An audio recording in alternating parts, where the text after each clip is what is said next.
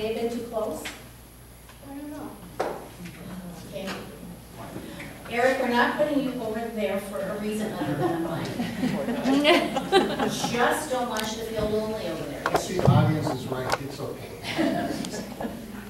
All right. First of all, I'm going to make a short and quick announcement. I was informed of a few minutes ago that Heidi Camp is not arriving this evening. And this is going to be our closing vote. Should we keep them up here? No. I just ask questions. You know what? I am going to do that. I am going to go ahead and allow 2 questions from the audience, if you like. But you're going to have to ask, you're going to have to tell it to Norma or to Jeanette, because we have the time this evening. So if you have a question, I'll have to get up. Jeanette, raise your hand. Norma, raise your hand. If you have a question you are burdened to ask any of these, we will take 2 questions. If that's all right with you. Whatever you want to do. It'd be hard for us to say no now. Yeah, just change the rules. Okay. We do have a buzzing going on. We have a buzzing. There we go. Okay, that's better. Thank you. Let's meet our congressional candidates for the House: Kevin Cramer, Pam Gullison, and Eric Olson. First question we're going to do, ladies. We're going to start with ladies first. Pam, what makes you tick? Well, I grew up in a big family on a dairy farm. So I learned early on how to work hard, how to work with other people. I think if you ask other people about me and what makes Pam who I am, I think they'll tell you I work really well with other people, that I like to bring people together, I like to find solutions, that I'm a kind of a person that really looks to the long term. How are we going to make things better? How are we going to bring improvements to this life that we live? And that's how I live my life. Okay, thank you. And I'm changing the format also. Mr. Cramer, Kevin, what makes you tick? Well, first of all, I'm a follower of Jesus who tries to be more like him every day and fails every day, and I'm grateful for his grace. So that's the foundation of what makes me tick. I grew up not far from here in Kindred, and my parents still live there. My dad was a rural electric lineman, and my mom pumped gas at the local farmers union, and I learned my work ethic from them. And I grew up the oldest of 5, and it's really those family values that makes me tick. And every day, Chris and I are blessed. My wife Chris is with me. We are blessed with 5 children that range in age from 31 to 5. We have a 5-year-old that we adopted a couple of years ago and recently became grandparents for the first time. And I would say today that's what makes me tick, is thinking about not so much what happens in Washington, how it affects me, but how it affects them and their generation. And I want to be there for every generation. Thank you. And Mr. Olson, I bet you don't know what the question is. What makes you tick? Well, my interest in being here is that I'd like to see us become a free and peaceful society across the whole planet, and I think those are values that are not being represented in our government today. I have a hope for a better future for our world.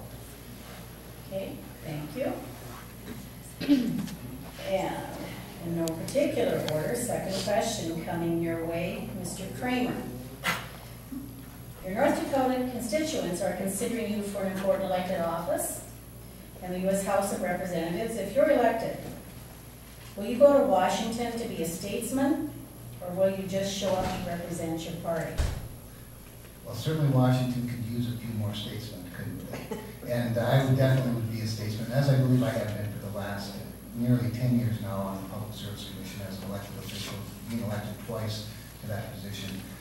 One thing that North Dakotans know about me is they know about me, and they've trusted me with their votes in the last couple of elections that I've sought.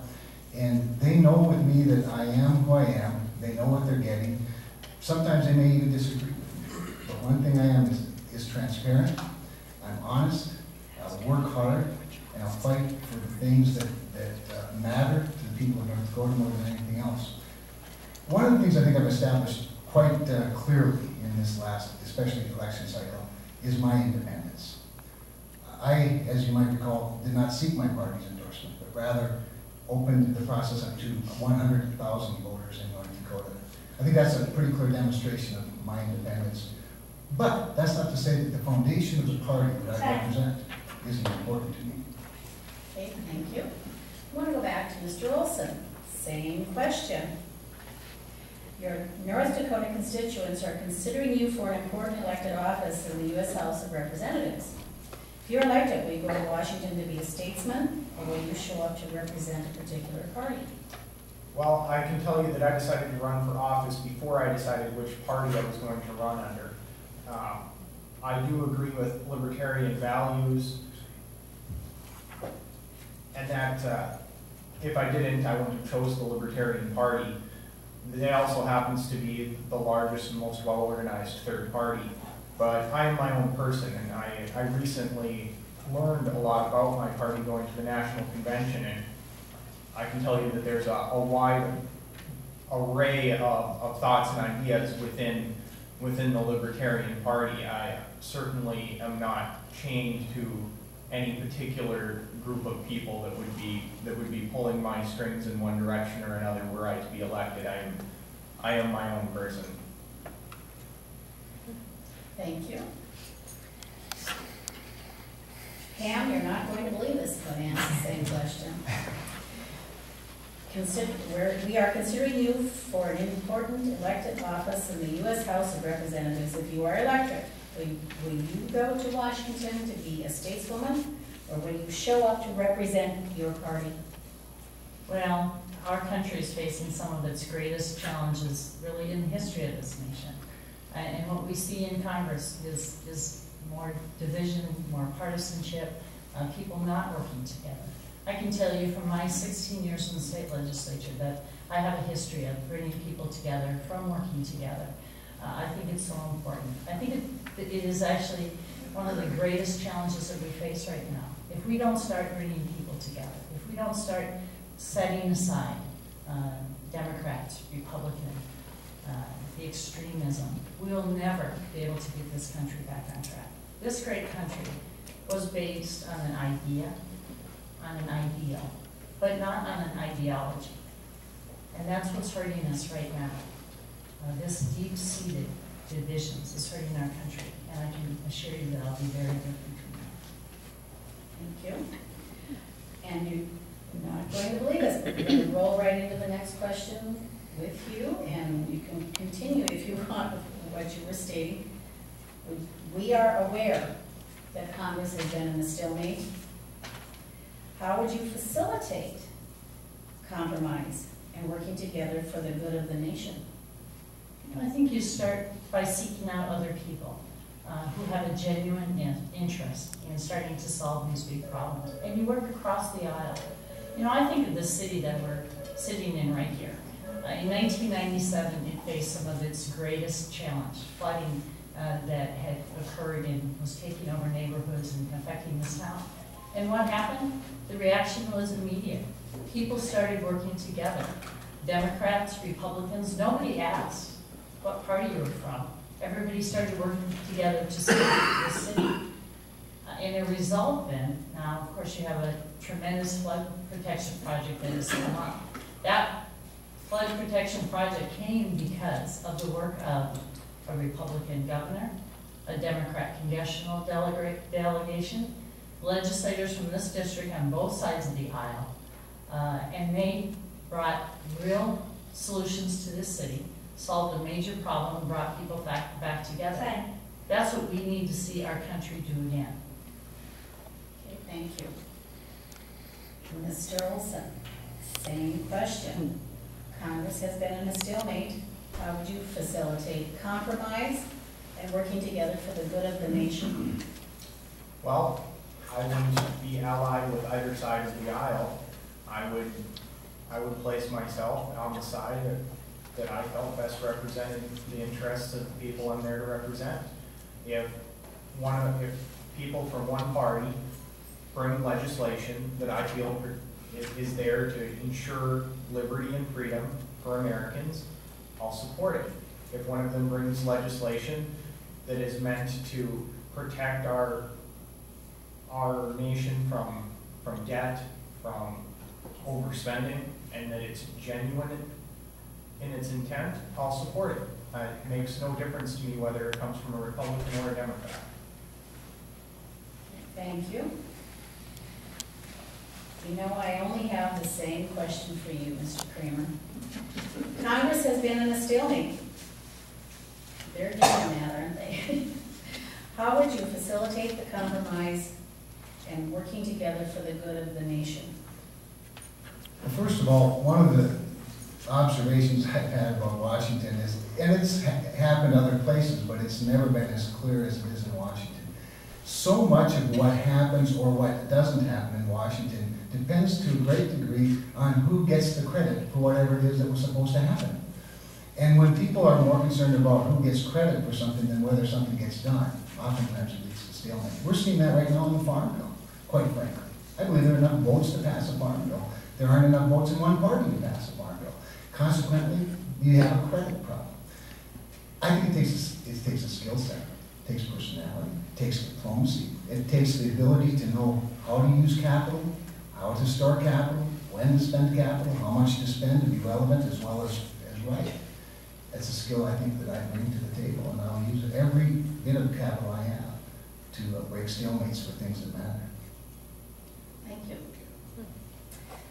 We are going into our closing statements for a minute and a half. Mr. Eric Olson. I'll give you the short list of what I stand for.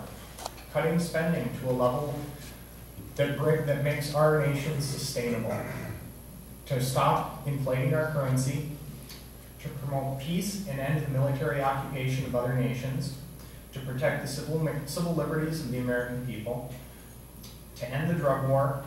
To end corporate personhood and take corporate money out of elections. And to give the states power that is guaranteed to them in the Constitution back to the states.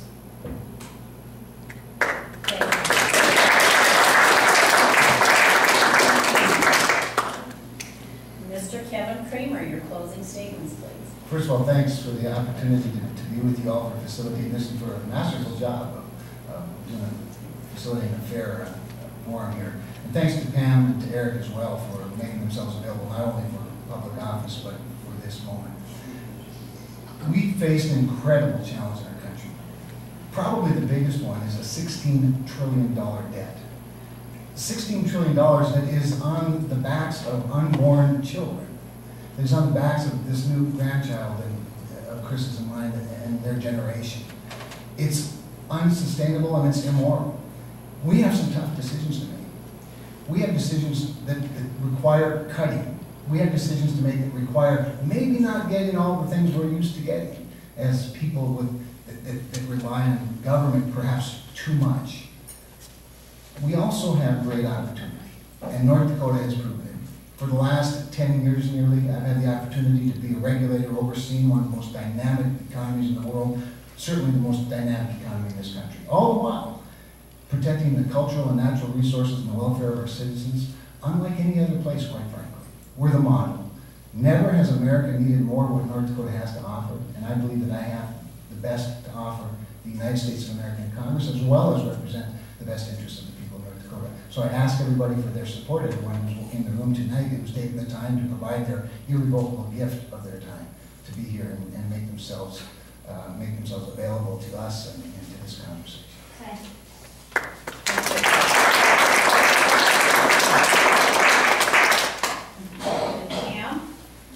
Thank you.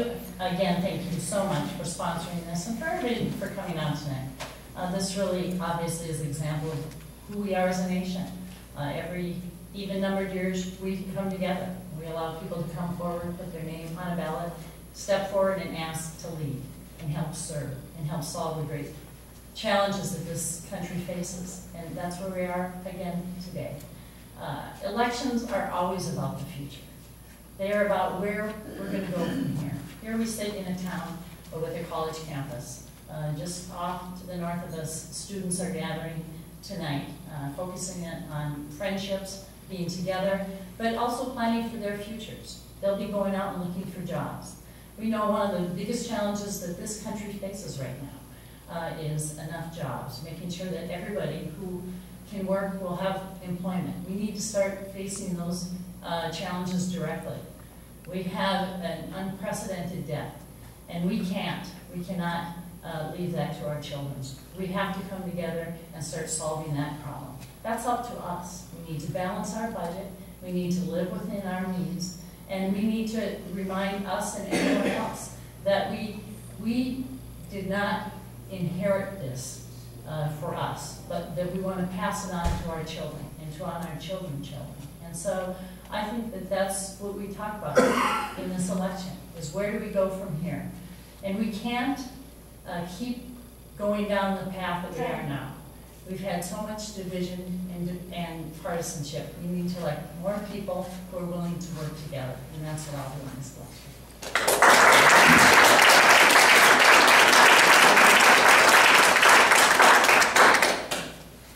Thank you. Thank you to our candidates who made the drive, and some of them have to be in Medora for breakfast tomorrow, or some of them have to be in other parts of the western part of the state. And thank you for everyone who made the effort to come out and meet our candidates. And if you can, please shake their hands and share a cup of coffee with them. But first we have 2 questions. Almost forgot. Change the rules and I forget.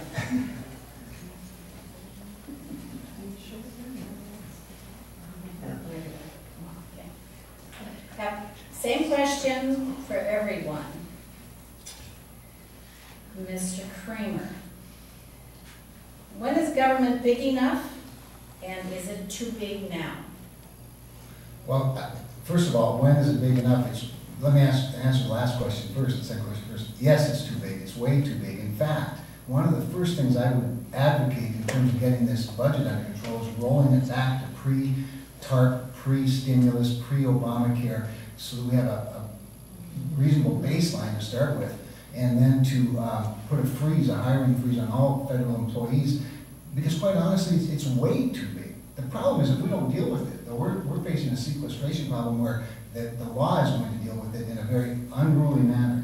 So I think it's too big now. When is it too big? I think when the economy is good, we shouldn't need to grow government. We should have more people working, we should have more productivity, we should have less needs for programs, except for the infrastructure that supports that growing economy.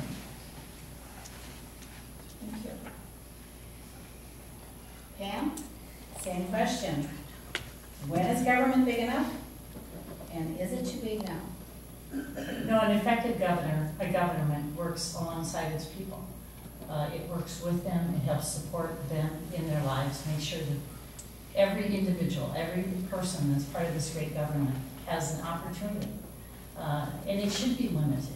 It should not exceed, but it should help and support, provide those things that people can't provide for themselves.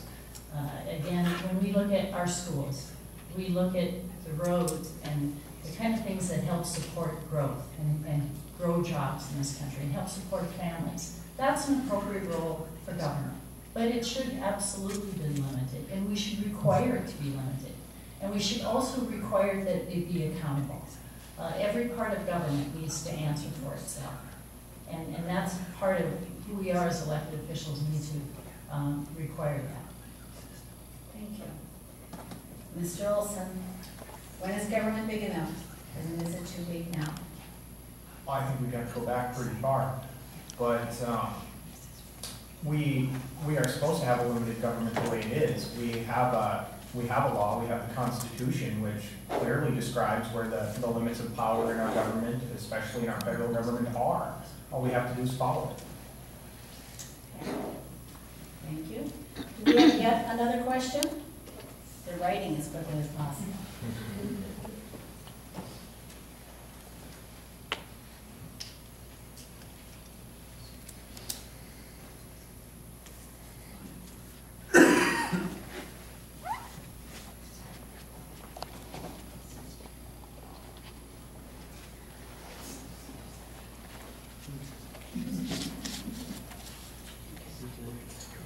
Two-part question. We'll start with Mr. Olson. What or can you do to excite people about the political system? And why do you think that there aren't more people here this evening? Well, I hope that my campaign does excite people. I know that it does excite some people that I've met in the process of doing this. As far as why people are or are not here, I don't have a lot of knowledge as to how this was promoted. I would like to see larger audiences, though. Okay, thank you. Mr. Cramer, what are you doing or what can you do to excite people to care about our political system?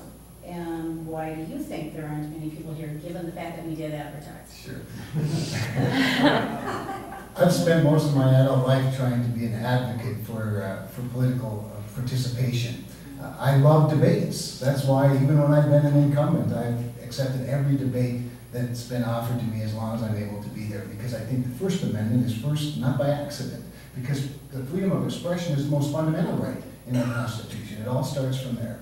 And there are men and women who gave their lives for this liberty, and we ought not take it lightly. And we, in some respects, I think we do when we don't participate as much as we ought in the process. Why aren't there very many people here tonight? You'd have to ask them, I suppose.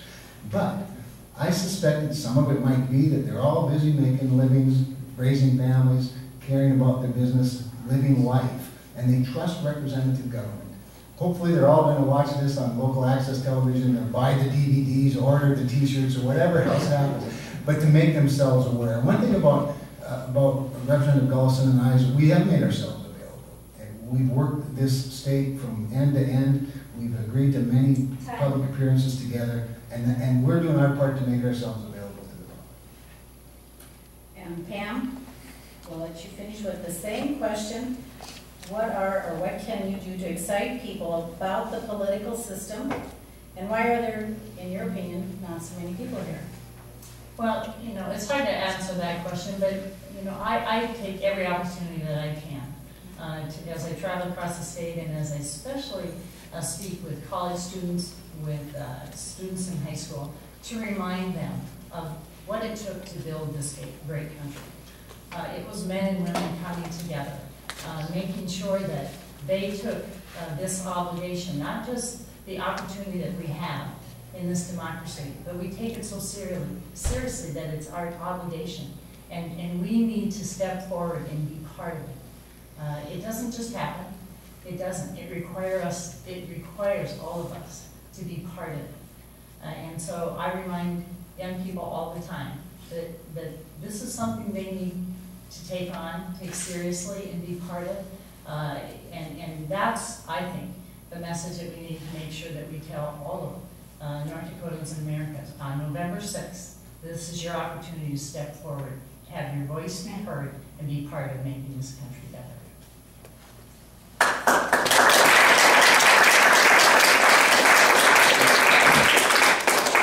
I'm just going to ask, have I forgotten anything else?